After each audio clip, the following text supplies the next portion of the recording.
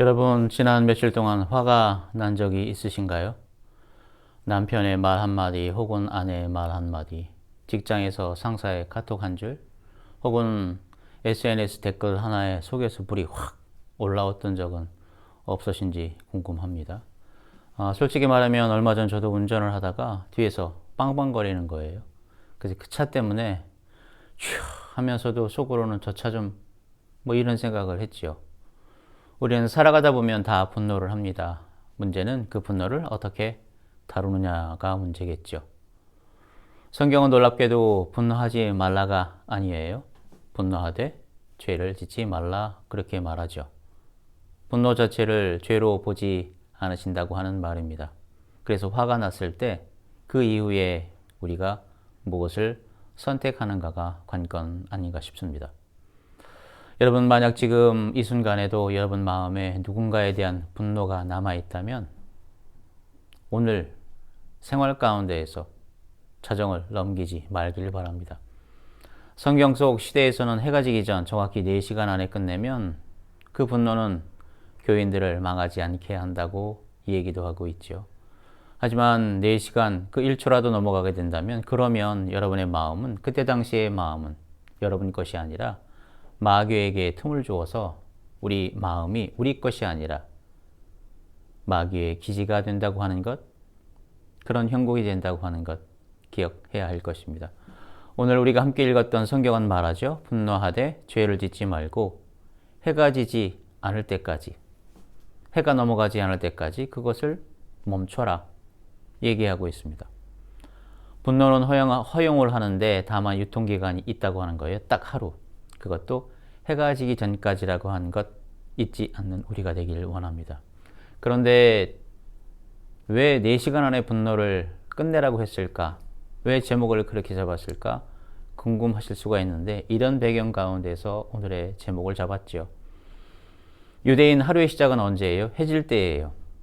유대인의 하루는 해가 지는 순간부터 시작이 된다고 창세기 1장에 나와 있죠. 1장 1절 5절에도 나와 있습니다. 참고로 레위기 23장 32절에도 기록되어 있죠. 그러니까 해가 지지 않게 하라. 하루를 넘기지 말라. 오늘 안에 끝내라. 유대인에게 하루는 밤부터 시작하는 거죠. 해 지는 순간 새 하루가 시작되기 때문이에요. 그래서 근절에 끝내라고 하는 사도 바울의 급박한 명령이 기록되어 있습니다. 실제 남아있는 시간 대략 4시간, 예수님 당시 예루살렘에서 해 지는 시각은 보통 오후 6시나 7시경으로 알려져 있고 아마도 바울이 편지를 쓸 당시에 에베소 교인들은 저녁을 먹고 또 저녁 예배를 드리고 식사한 후에 아가페라고 하는 애찬을 한 다음에 8시나 9시쯤 이 편지를 읽었을 가능성도 생각해 볼 수 있습니다. 그 순간부터 해기 전까지는 남은 시간이 약 한 서너 시간, 4시간. 바울의 편지를 저녁에 읽는 순간에 에베소 교인들은 그 남은 시간이 4시간이라고 하는 것에 대해서 아마 염두에 두었을지도 모르죠. 그 4시간이 하나님의 데드라인이다 라고 하는 배경 가운데에서 오늘의 제목을 분노 4시간 안에 끝내라 이렇게 잡았습니다. 근데 요즘은 과학의 시대로 알려져 있잖아요. 심리학과 생리학 4시간에서 6시간이라고 하는 그 규칙이 있다고도 합니다. 우리가 분노를 하게 되면 호르몬이 분비가 된대요. 코르티솔이라고 하는 그 호르몬이 분비가 되는데 보통 4시간에서 8시간까지 그것이 남아있대요. 그 이후엔 이것이 정리가 되지 않으면 뇌가 장기적으로 기억을 하게 된다고 하는 말입니다. 6시간을 넘기게 되면 다음날 아침까지 분노가 몇 배로 커져요? 2배로 커진다고 이 심리학과 생리학에 관련되어 있는 연구소에서는 이것을 말하고 있죠. 즉 6시간, 4시간이나 6시간 안에 끝내질 않으면 이 뇌가 그 분노를 저장한다고 하는 것을 기억하고 제가 오늘의 본문 말씀을 다시 한번 봉독해 보도록 하겠습니다. 오늘의 말씀은 에베소서 4장 26절에서 27절 그리고 31절에서 32절 말씀입니다. 분을 내어도 죄를 짓지 말며 해가 지도록 분을 품지 말고 마귀에게 틈을 주지 말라. 너희는 모든 악독과 노함과 분냄과 떠드는 것과 비방하는 것을 모든 악의와 함께 버리고 서로 친절하게 하며 불쌍히 여기며 서로 용서하기를 하나님이 그리스도 안에서 너희를 용서하심과 같이 하라. 오늘 우리가 함께 읽었던 이 말씀을 갖고 조금 나아가 보려고 합니다. 마치 예수 그리스도께서 겟세마네 동산에서 기도하는 심정으로 말이죠. 마태복음 26장 39절에는 이렇게 기록되어 있어요. 조금 나아가사 얼굴을 땅에 대시고 엎드려 기도하며 이르셨지요. 내 아버지여, 나의 원대로 마옵시고 아버지의 원대로 하옵소서라고 한 이 말처럼 오늘의 본문을 이러한 심정으로 한번 다가가 보려고 합니다. 에베소서 4장 26절에는 한 문장 안에 분함이 두 개가 등장해요. 공통점은 둘 다 분노라고 하는 헬라어 오르게라고 하는 말과 연관성을 갖고 있죠. 분노와 관련된 의미가 서로 상호 간에 관련되어 있어요. 그래서 에베소서 4장 26절에는 함께 사용되고 있죠. 이 말은 분노의 과정을 보여주는 겁니다. 분노가 생기면 그것이 자극된 상태로 머무르지 않도록 해라. 앞에 있는 분노, 뭐가 생겨요. 근데 그것을 계속해서 갖고 있지 말라. 어떤 상태를 유지하지 말라고 얘기하죠. 그럼 어떻게 하나? 털어버리라고 얘기를 하고 있습니다. 그 분노를 갖고 있으면 힘들어진다고 하는 말이 있죠. 이 말은 우리 각자가 분노는 아니라고 하는 거예요. 마치 바다 위에 파도 같은 것이라고 말하죠. 어떨 때는 바다가 어때요? 잠잠하죠. 어떨 때는 휘몰아쳐요. 여러 가지 외부 요인에 의해서 그렇게 보여지는 현상 가운데에서 휘몰아칠 때에 그 위에 배가 있으면 어떻게 됩니까? 흔들리기도 하고 잘못되면 파손, 배가 뒤집히죠. 마치 우리가 우리의 마음을 잘 추스리지 못하면, 조정하지 못하면 완전히 전복된다고 하는 것을 사도 바울은 에베소 교인을 통해서 또한 이 말씀을 읽고 있는 이 시대의 우리를 통해서 다시 한번 경각심을 주고 있습니다. 앞에 분함이라고 하는 것은 오리기조라고 하는 헬라어인데요. 일시적이고 정당할 수 있는 분노로 나타날 수 있대요. 근데 뒤에 있는 분노라고 하는 것은 바로 오르기로스모스라고 하는 말인데 이 분노로 인해서 자극된 짜증이라고 얘기를 하게 되죠. 우리가 보통 얘기해요. 나 이렇게 짜증나지? 이런 부분들을 방치하면 안 된다고 하는 말이에요. 방치하게 되면 더욱더 부정적이고 또한 더 안 좋은 쪽으로 흘러간다고 하는 그러한 뉘앙스를 우리에게 알려주고 있죠. 그래서 성경에서 말하고 있는 이 오르기저라고 하는 분노하라. 근데 단 죄짓지는 말라고 하는 명령으로 끝나요.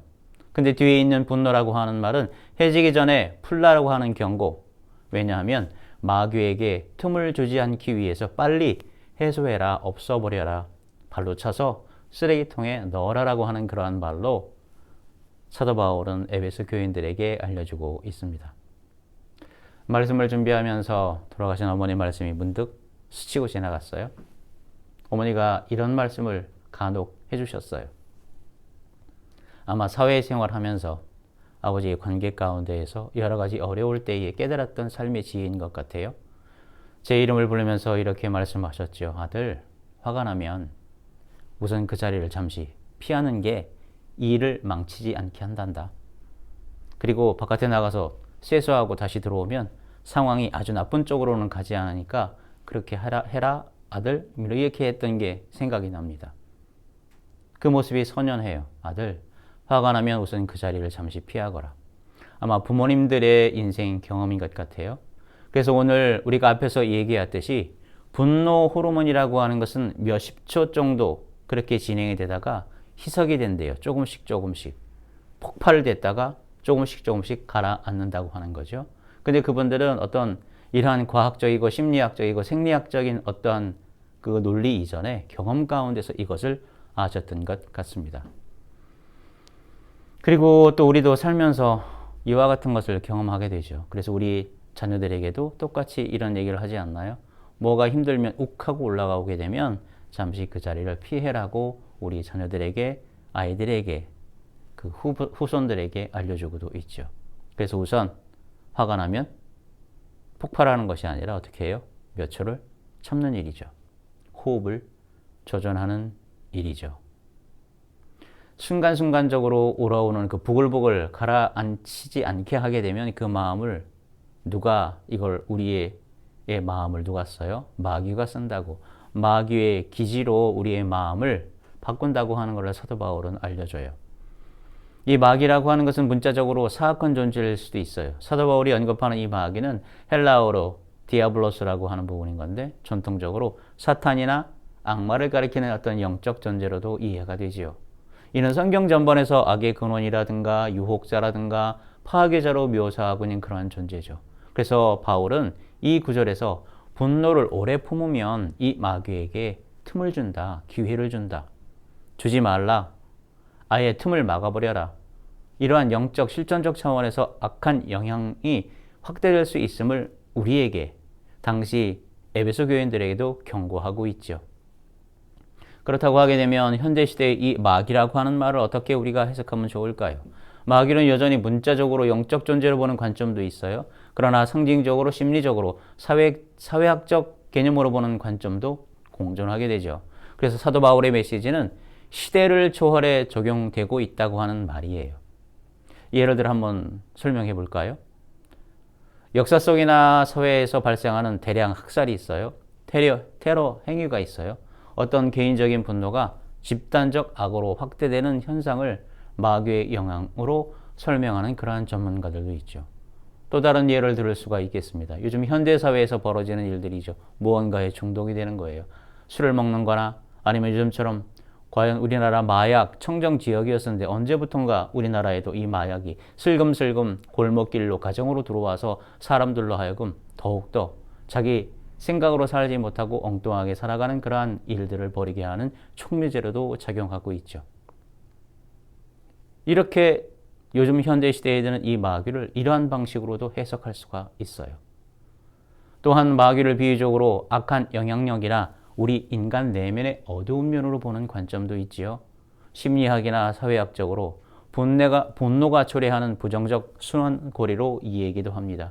예를 들어 관계 파탄이에요. 가장 어려운 부분이죠. 일상 가운데서, 가정에서, 직장에서 뭔가 상사의 부당한 대우에 대해서 말하지는 못하고 속으로 끙끙 앓고 있다가 이것이 폭발하게 되면 스트레스가 쌓여서 폭파하게 되면 상사 간의 동료 간의 갈등이나 해고로 이어질 수 있다고 하는 부분이죠. 그래서 마귀의 틈이라고 하는 부분, 이 작은 분노가 큰 파괴를 초래한다고 하는 현대적인 비유는 아닐까 생각이 듭니다. 또한 요즘은 우리가 SNS를 많이 해요. 그 안에서 벌어지고 있는 분노를 촉발시키기도 하죠. 이것을 방치하게 되면 불안장애나 우울증으로 발전할 수도 있다고 사회학자들, 심리학자들, 임상병리학자들도 또한 이 얘기를 하고 있습니다. 이처럼 마귀는 부정적인 사고를 계속해서 유발하죠. 사회적인 독소로도 영향을 미치기도 합니다. 이렇게 분노를 방치하게 되면 뭐로 일어나요? 거리에서 폭력 시위가 일어나고 혐오, 범죄로 이어질 수 있는 경우를 우리는 지금 왕왕 보고 있습니다. 그래서 마귀라고 하는 것은 증오를 심는다고 하는 현대적 표현으로도 볼 수가 있죠. 우리 주변에 요즘 많은 이상한 현수막들을 보게 돼요. 증오하고 혐오를 일으키는 상식적으로 이해가 안 되는 그러한 용어를 어떤 정당의 이름으로 계속해서 현수막이 걸리는 것을 보기도 하지요. 우려의 시선도 있고 그걸 볼 때마다 불쾌감을 느낀다고 하는 그러한 분들도 있습니다. 이런 해석들은 바울의 메시지가 단순한 도덕적 조언을 넘어서 분노라고 하는 게 개인이나 사회적 차원에서 악을 증폭시킬 수 있다고 하는 것을 우리에게 경고하고 있어요. 그렇다고 하게 되면 오늘의 이 본문을 우리는 어떻게 다뤄야 할까요? 사도 바울은 조언을 아끼지 않고 있습니다. 분노를 인정하래요. 정당한 분노는 괜찮다고 얘기하고 있죠. 그것이 죄로 이어지지 않도록 그 대신에 신속하게 처리하라고 합니다. 현대적으로 적용하게 되면 아마 이런 실천적인 방법을 생각해 볼 수 있지 않을까 싶습니다. 즉시 해소하는 거죠. 해지기 전에 풀라고 하는 말처럼 분노가 생긴 그 당일에 그 상대방과 대화를 하거나 어떤 일로 인해서 이것이 벌어졌지? 혹시 문제는 나에게 있었던 것은 아닌가? 되돌아보고 빨리빨리 즉시 처리한다고 하는 것. 예를 들어 배우자하고 다툼이 일어났을 때 침착하게 호흡을 한 다음에 저 사람이 어떤 것 때문에 또 화가 났을까? 어떤 감정으로 저렇게 얘기를 했지? 예전에는 부부싸움은 칼로 물베기라고 얘기했는데 그거는 옛말이 돼버렸기 때문에 과연 어떤 원인이 있기 때문에 이런 일이 벌어졌다고 하는 것을 생각하셔야 되겠죠. 아, 나는 이렇게 느꼈는데 저 사람은 다른 방식으로 생각을 했나 봐. 그러면 어떤 일을 해야 돼요? 대화의 자리에 나서야 되겠죠. 왜냐하면 이것이 없으면 마귀, 악한 영향력이 아무리 가까운 부부 사이에도, 배우자 사이에도, 가족 사이에도 나타나기 때문에 어떤 일이 벌어졌을 때, 화가 났을 때에 즉시 해소하는 원칙을 세우는 저와 여러분이 되길 주님의 이름으로 부탁을 드립니다. 그 다음에는 평상시에 어떤 감정이 일어났을 때 이것을 어떻게 해야 되지? 라고 준비를 하는 일이에요. 그런 일이 만약 발생했을 때에 우리 어머니들, 아버지들 예전에 우리 선배들이 얘기했던 것처럼 잠시 그 자리를 피하는 것도 괜찮은 방법이죠. 호흡을 가다듬는 일이에요. 깊이 숨을 내쉬는 일이에요. 바깥에 산책하러 나가는 일이죠. 또한 시간이 되면 왜 이런 일이 일어났을까? 잠자기 전에 뭔가 이렇게 글을 써보는, 일기를 써보는 습성도 가져보는 것이 좋겠죠. 분노를 가라앉히는 방법. 만약에 이런 분노가 만성적으로 일어난다면 상담을 받거나 심리치료를 받는 것도 좋습니다. 왜냐하면 모든 사람들이 마음의 병을 앓고 있기 때문에 전혀 이상한 것이 아니고 나만 이럴까라고 생각하는 것이 아니고 모든 사람이면 일어날 수 있는 그러한 일들이기 때문에 주변에 있는 상담을 잘 하시는 분들 만나서 얘기를 풀어놓는 그러한 감정관리 그러한 것도 해보면 좋겠지 않겠나 싶어요. 세 번째는 좀 안전한 공동체, 기독교 공동체, 우리 교회에 기도하는 분들, 얘기를 들어주는 분들, 그런 은사를 갖고 있는 분들, 기도하시는 분들, 말씀으로 뭔가 이렇게 해결하는 부분에 있어서 동참하는 그런 분들이 계시다고 하게 되면 이런 분들과 함께 만나서 얘기를 나누는 부분이겠죠. 시편 37편 8절의 말씀처럼 분을 그치고 노를 버리라 라고 하는 이런 마음을 갖고 있는 그러한 속 식구들을 만나서 얘기를 하게 되면 조금씩 우리가 갖고 있었던 이 부분들을 객관적으로 바라볼 수 있는 시야도 갖게 될 겁니다. 분노를 용서로 전환하게 되면 그 마귀의 영향력, 파괴적인 순환, 증오나 또한 혐오나 그것이 폭력으로 이어지는 것까지 차단할 수 있는 그러한 원동력이 우리 교회 공동체 안에 있다고 하는 것 잊지 않는 저와 여러분 우리가 되길 주님의 이름으로 축복을 드립니다. 그러면 분노가 사회 불의에서 오게 된다고 하게 되면 어떻게 해요? 그리스도인으로서 평화적인 시위에도 참여할 수 있죠.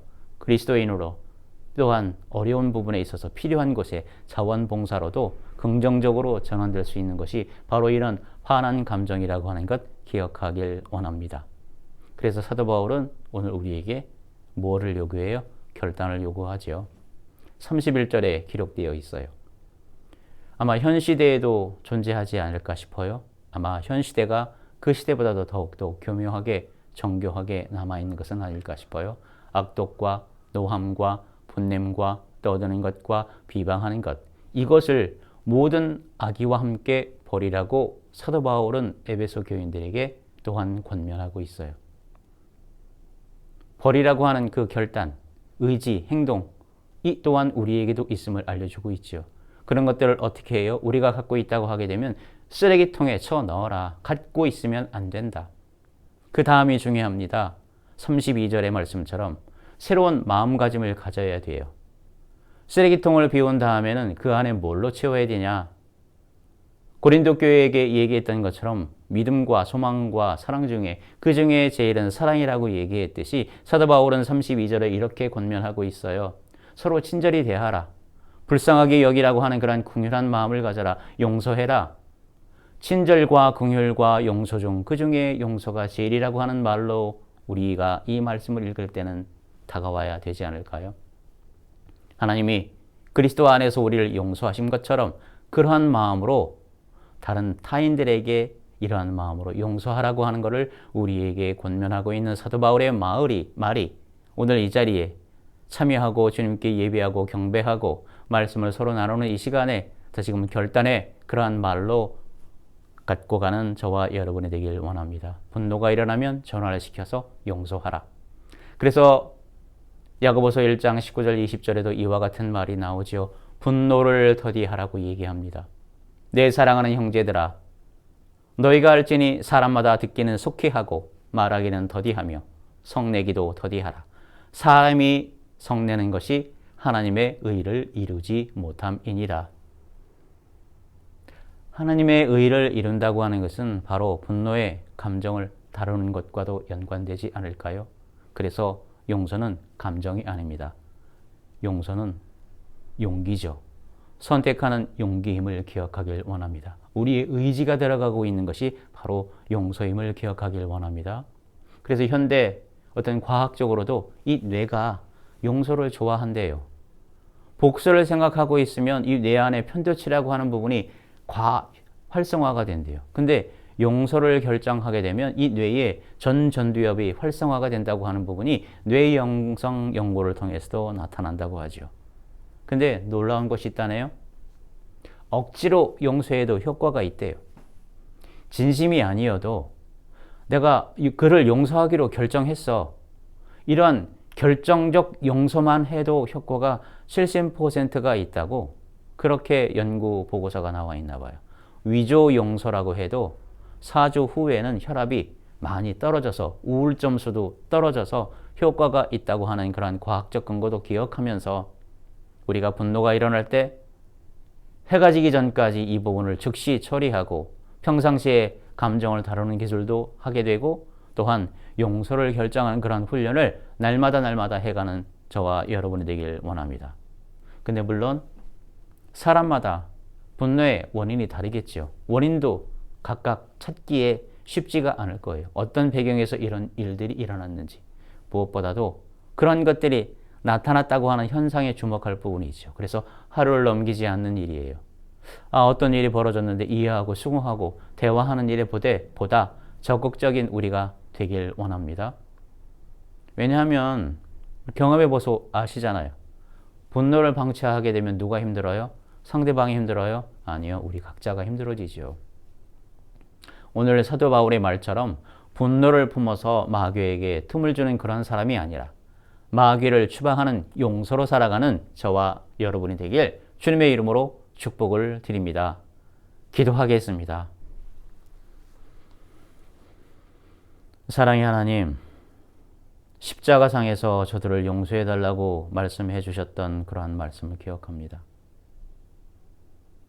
죄가 없으셨음에도 불구하고 우리를 대신해서 십자가에 돌아가셨다고 하는 예수 그리스도, 우리가 어떤 분노가 일어날 때 예수 그리스도의 그 십자가상에서의 용서를 기억하고 용서가 감정이 아니라 용서는 의지적 결단, 그 용기임을 기억하면서 훈련하고 또한 감정을 바라보고 감정이 어느 욕구에서 일어났는지 눈여겨보고 새롭게 그리스도인으로 예수 그리스도를 따라가는 십자가의 길 가는 그러한 사람으로 다시 한번 전환해 나가는 그러한 용기 있는 결단을 하는 용서하는 사람으로 살아갈 수 있도록 만들어 주시옵소서. 믿음과 소망과 사랑 중에 그 중에 사랑이 제일이라고 말했던 그러한 사도 바울처럼 우리가 악한 것들, 악의가 있는 것들을 버리고 그 안에 서로 친절하고 불쌍히 여기며 서로 용서하는 그러한 삶으로 바꾸어가는 그러한 아름다운 우리 그리스도인들이 될 수 있도록 만들어 주시옵소서. 이 모든 말씀 주 예수 그리스도의 이름으로 기도 올리옵나이다.